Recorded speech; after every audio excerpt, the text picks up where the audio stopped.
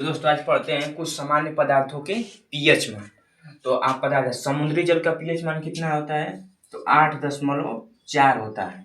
और रक्त का पीएच मान कितना होता है, तो 7.4 होता है।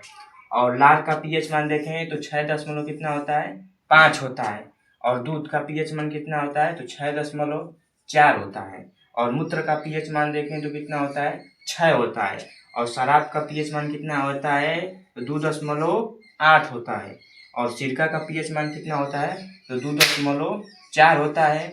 और नींबू का पीएच मान कितना होता है, तो 2.2 होता है। देखिए पीएच मान का मतलब क्या होता है, अगर किसी का पीएच मान 7 है तो क्या होता है, उदासीन होता है। शुद्ध जल का पीएच मान कितना होता है, 7 होता है, तो उदासीन होता है। अगर 7 से अधिक होगा तो क्षारीय होगा। क्या होगा, क्षारीय होगा।